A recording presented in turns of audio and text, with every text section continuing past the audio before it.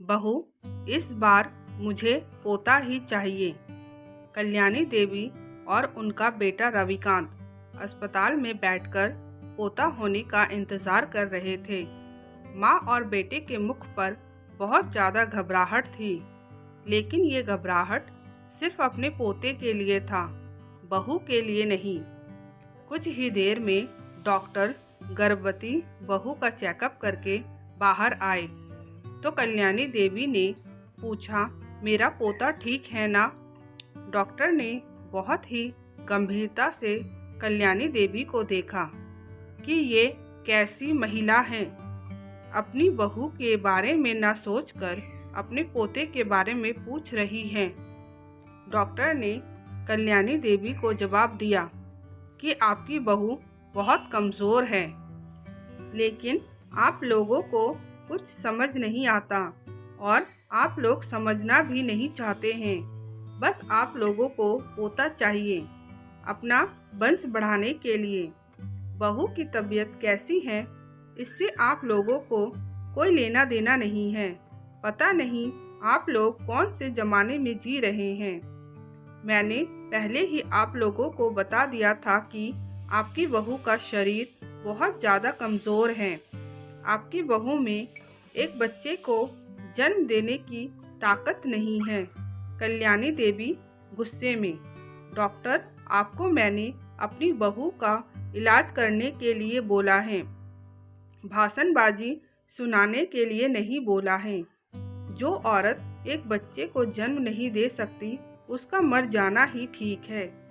दरअसल कल्याणी देवी की बेटे की शादी को 6 साल हो चुके थे। जब से बहू शादी करके घर पर आई थी, तब से ही कल्याणी देवी बहू के पीछे पड़ गई कि बहू, मुझे इसी साल पोता चाहिए। कल्याणी देवी के अनुसार ही बहू 2 महीने में ही गर्भवती हो गई और 9 महीने के इंतज़ार के बाद जब कल्याणी देवी अपने पोते का चेहरा देखना चाहती थी, तब बहू के कमरे से जब दाई बाहर निकली तो उसके हाथ में पोते की जगह पोती थी। जब कल्याणी देवी ने अपनी पोती को देखा तो उसने मुंह फेर लिया, यहाँ तक कि बच्ची को गोद में भी नहीं लिया और वहाँ से गुस्से में चली गई। दाई ने बच्चे को पिता की गोद में देकर दोबारा माँ के पास चली गई। माँ के लिए चाहे बेटा हो या बेटी, दोनों को जन्म देते समय एक जैसा दर्द होता है, तो प्यार में फ़र्क कैसे हो सकता है? बहू ने अपनी बेटी का नाम बहुत प्यार से परी रखा।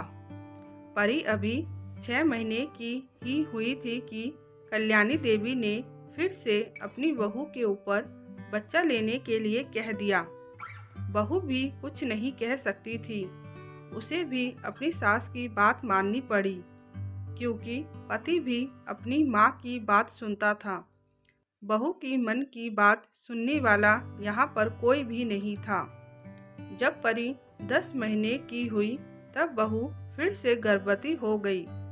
कल्याणी देवी ने सोच रखा था इस बार तो ज़रूर बेटा होगा, और साथ ही रविकांत ने भी सोच रखा था कि इस बार बेटा ही होगा।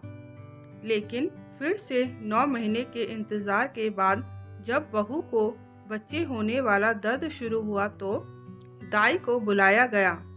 कल्याणी देवी ने सख्त आवाज़ में दाई से कहा, इस बार बेटा ही होना चाहिए। अगर ऐसा हुआ तो तुम्हारा हाथ नोटों से भर देंगे। कल्याणी देवी की ऐसी बातें सुनकर दाई को हैरानी तो हुई, लेकिन उसने कुछ नहीं कहा और चुपचाप बहू के कमरे में चली गई। 2 घंटे के इंतज़ार के बाद बहू को फिर से बेटी हुई।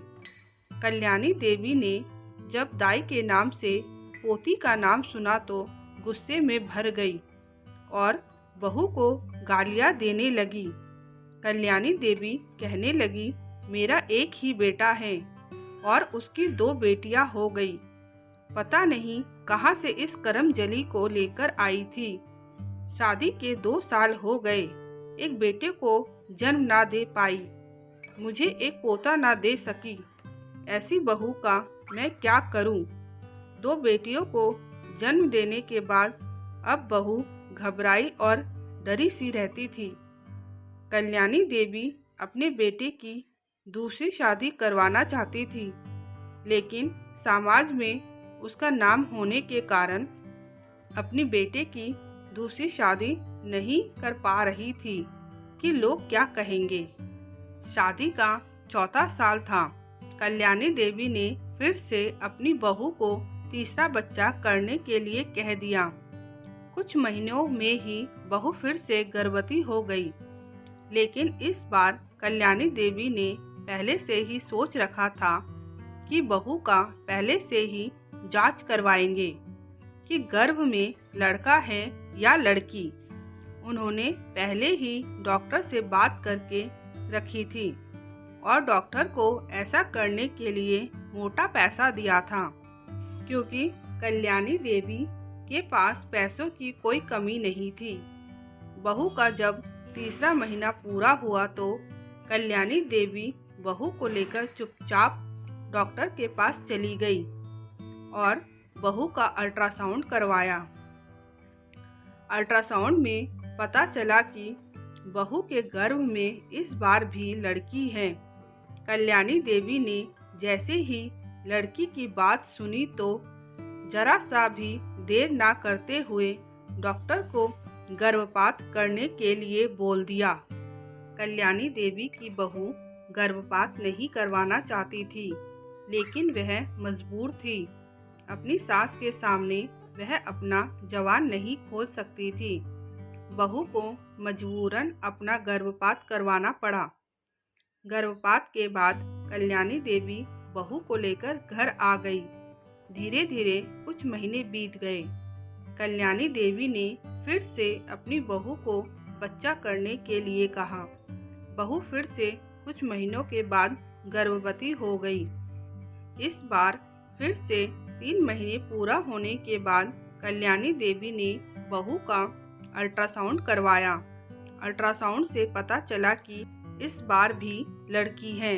कल्याणी देवी ने लड़की का नाम सुनते ही बिना सोचे समझे फिर से गर्भपात करवा दिया और डॉक्टर ने भी पैसे की लालच में बहू के शरीर के बारे में कुछ भी नहीं सोचा।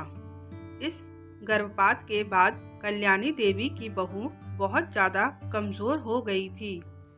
उसका शरीर अंदर से खोखला हो गया था, लेकिन कल्याणी देवी को अपनी बहू के ऊपर जरा सी भी दया नहीं आती थी। उनको तो सिर्फ पोता चाहिए था। कल्याणी देवी जिस डॉक्टर से बहू का चेकअप करवाती थी, उस डॉक्टर के खिलाफ किसी ने पुलिस में कंप्लेंट कर दिया था कि इस अस्पताल में लिंग परीक्षण किया जाता है, जिस कारण उस अस्पताल में सील लग गया। कुछ महीने बीतने के बाद कल्याणी देवी ने अपनी बहू को फिर से बच्चा करने के लिए कहा। कुछ महीनों के बाद बहू फिर से गर्भवती हो गई। कल्याणी देवी को इस बार मजबूरन दूसरे डॉक्टर के पास जाना पड़ा। डॉक्टर ने बहू का चेकअप किया तो डॉक्टर को पता चला कि बहू बहुत ज़्यादा कमज़ोर है। बच्चे को जन्म देने का दर्द वह सहन नहीं कर पाएगी। डॉक्टर ने बहू का चेकअप करने के बाद कल्याणी देवी को अपने पास बुलाया और उनको समझाने की कोशिश की। आपकी बहू बहुत ज़्यादा कमज़ोर है, शरीर में खून भी बहुत कम है। आपको अपनी बहू का बहुत ज़्यादा ध्यान रखना पड़ेगा। डॉक्टर ने कहा, जब 2 बच्चे हैं तो ये तीसरा बच्चा करने की ज़रूरत क्या थी। कल्याणी देवी ने डॉक्टर को इस बात का कोई जवाब नहीं दिया और बहू को लेकर घर चली गई। बहू के 9 महीने पूरे होने के बाद जब बहू को दर्द शुरू हुआ तो कल्याणी देवी अपनी बहू को लेकर अस्पताल चली गई। डॉक्टर ने बहू का चेकअप किया और बताया कि हम बहू और बच्चे में से सिर्फ एक को बचा सकते हैं। आप जल्दी से सोचकर बताइए हमें क्या करना है। तो कल्याणी देवी ने बिना सोचे समझे डॉक्टर को कहा कि बच्चे को बचाइए। डॉक्टर बहू का डिलीवरी करने के लिए अंदर चला गया। बाहर कल्याणी देवी और उसका बेटा रविकांत पोते के आस में बैठे हुए थे कि डॉक्टर बाहर आए और जल्दी से पोते होने की खबर सुनाए। 2 घंटे के इंतज़ार के बाद जब डॉक्टर ऑपरेशन थिएटर से बाहर निकले तो उन्होंने बताया कि आपकी बहू अब इस दुनिया में नहीं रही। कल्याणी देवी ने जब ये बात सुनी तो बहू के प्रति अफसोस जताया और कहने लगी, बहू की आत्मा को भगवान शांति दे। ये शब्द कहने के बाद कल्याणी देवी ने डॉक्टर से पूछा, मेरा पोता कहाँ है? तो डॉक्टर ने जवाब दिया, आपका पोता है नहीं, था। आपकी बहू को 8वां महीना चल रहा था। आपकी बहू और बच्चा दोनों दर्द को सहन नहीं कर पाए और इस दुनिया से चले गए। कल्याणी देवी ने डॉक्टर की बातें सुनी तो अपना हाथ सर पर दे मारा और कहने लगी, करम जली, खुद तो चली गई और मेरे पोते को भी निगल गई। रविकांत जो अस्पताल के कुर्सी पर बैठा था, डॉक्टर की बातें सुनकर कुर्सी से खड़ा हो गया और जोर जोर से रोने लगा। माँ, आपकी वजह से मैंने अपनी पत्नी को खो दिया। मैंने आपका साथ देकर बहुत बड़ी भूल कर दी। अब मैं 2 बच्चियों के साथ कैसे जीऊँगा? और फिर से जोर जोर से रोने लगा। दोस्तों, आज आप लोगों को कहानी कैसी लगी कमेंट करके ज़रूर बताइएगा। अगर वीडियो अच्छी लगे तो प्लीज़ चैनल को सब्सक्राइब कर दीजिएगा। Please support my channel.